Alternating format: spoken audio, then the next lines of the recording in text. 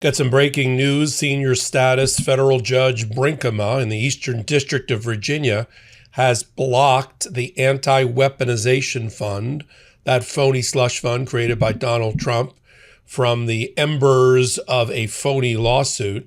Judge Brinkema has blocked the creation of the fund, the funding of the fund, the distribution of funds from the fund by Donald Trump, his Department of Justice, or anyone else, until she can get full briefing on the motion for preliminary injunction and temporary restraining order filed by our friends at Democracy Forward on behalf of a series of plaintiffs.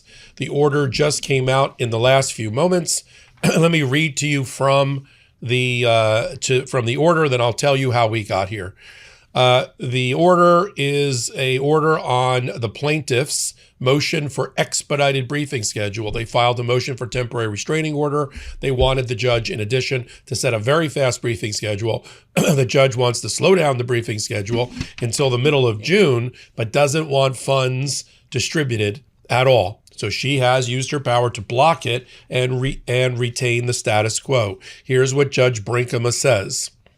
However, to ensure that no funds are irreversibly dispersed from the anti-weaponization fund while plaintiff's motion is pending, it is hereby ordered that defendants, and that's the Department of Justice and Donald Trump and the IRS, be and are enjoined from taking any further action pursuant to the creation or operation of the anti-weaponization fund, which includes the transferring of money to the fund, the consideration of any claims submitted to the fund, and the dispersing of any funds from the fund.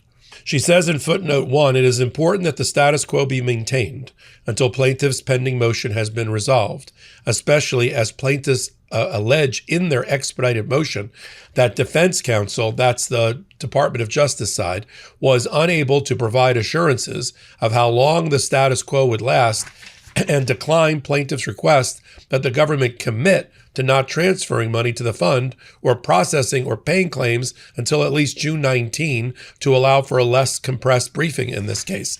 So Democracy Forward reached out to the lawyers for the Trump administration, and they would not commit to to put a pin in it, to hold the ring until full briefing.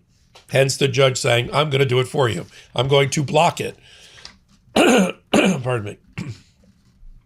And then she sets the following briefing schedule. She wants the government to file their opposition by next Friday, June 5th. She wants the plaintiffs to file their reply by Wednesday, June 10th. And then she wants a hearing. She set a hearing for the motion to be on Friday, June 12th. So 2 Fridays from now, we're going to have the hearing on the motion for temporary restraining order. Could the Trump administration try to take an appeal? At this juncture, they could. I just don't see John Roberts granting an appeal and cutting the legs out as of yet from under Judge Brinkema as she set a reasonable briefing schedule. Let's go back at how we got here. Trump has a lawsuit that he files in Miami as cover to set up a fund to pay Jan 6ers and others who he claims were abused by the Biden administration. Okay, that lawsuit was questioned by Judge Williams in the Miami federal court. She questioned whether there was a legitimate lawsuit pending at all. It was about to dismiss it, frankly, when Trump settled the case, then used the lawsuit as a ruse for the Department of Justice to dip into the judgment fund funded by Congress to pay victims from the fund. But in order to have a judgment fund claim, there has to be a legitimate suit that set up that aspect of the fund. No legitimate suit, no good faith filing, then the Attorney General is not empowered to settle anything. And that's where that particular issue is still being litigated in Miami. In the interim, several lawsuits have been filed. This was the second, against the fund itself and its formation, claiming that it violates the First Amendment, the rights of people, because it's content-based discrimination. the Fifth Amendment, equal protection, the separation of powers, the Administrative Procedures Act, the 14th Amendment against paying the debts of insurrectionists, you name it. That's what's in the original complaint. My cat Chanel, she runs the house. I just pay the mortgage and scoop litter. So when I found something that fixes that worst part of having a cat, I paid attention. This podcast is sponsored by Boxy. Boxy is the last cat litter you'll switch to. And their Boxy Pro Deep Clean, it's the best cat litter money can buy. The Pro in Boxy Pro stands for probiotics, which Boxy puts right in the litter that gobble up odor-causing bacteria and keeps the box continuously odor-free. Yes, continuously, not for 10 days or 20 days, infinite days of continual odor-freeness. And your cat won't smell anything either, as in no fake sense, which gives him or her one less reason to avoid the box. I've used Boxy Pro Deep Clean recently, and I can actually vouch that this works. Our place smells better, scooping is easier, and Chanel took to it right away. Plus, with Boxy, you do not need to do full litter changes. You just scoop, top it off with fresh Boxy litter, and that's it. If you're tired of switching litters, looking for the one, get 30% off your Boxy order at boxycat.com/legalaf and use code legalaf. That's boxiect.com/legalaf and make sure you use my code legalaf so they know I sent you.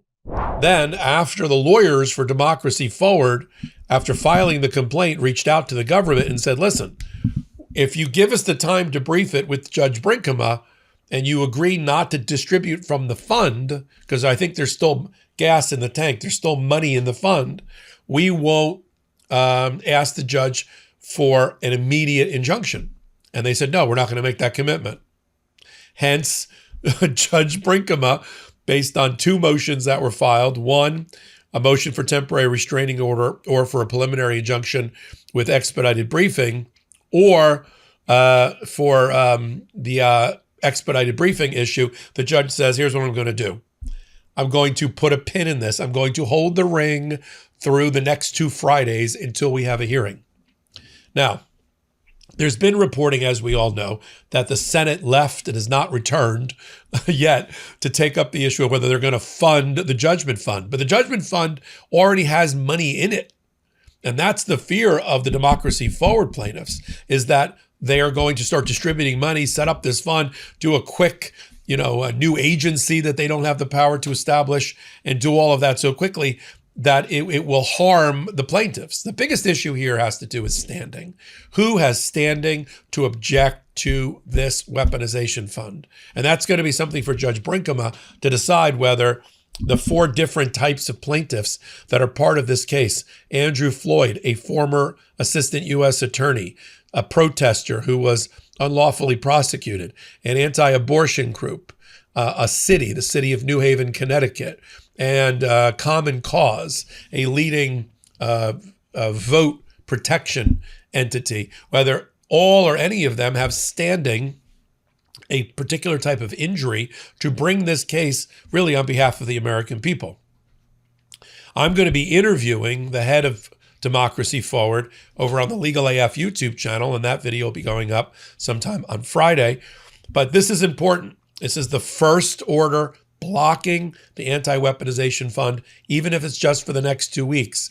I'm sure the Department of Justice will be issuing some nasty comments, along with Donald Trump, about Judge Brinkema, a Clinton appointee, senior status, and she's been up against the Trump administration before. She's tough. She's tough as nails. She's exactly the kind of judge I'm sure Democracy Forward wanted when they filed on the rocket docket of the Eastern District of Virginia. There's another case that's pending in D.C., brought by 2 Jan 6th Capitol Police and Metro Police. There's another suit that was just filed by our friends at Mueller, She Wrote. Mueller, She Wrote just filed a lawsuit in California over it. But this is the first one to block it. So we'll follow it closely. You know where to do that. Legal AF, the YouTube channel, which I curate for you, 12 fresh videos every day. And over on Legal AF Substack, I'll do updates on this. If there is an appeal, you'll know about it first on Legal AF. Until my next report, this is Michael Popok. Can't get your fill of Legal AF? Me neither. That's why we formed the Legal AF Substack. Every time we mention something in a hot take, whether it's a court filing or a oral argument, come over to the Substack. You'll find the court filing and the oral argument there, including a daily roundup that I do called, wait for it, Morning AF. What else? All the other contributors from Legal AF are there as well. We got some new reporting. We got interviews. We got ad-free versions of the podcast and hot takes. Where? Legal AF on Substack. Come over now to free subscribe.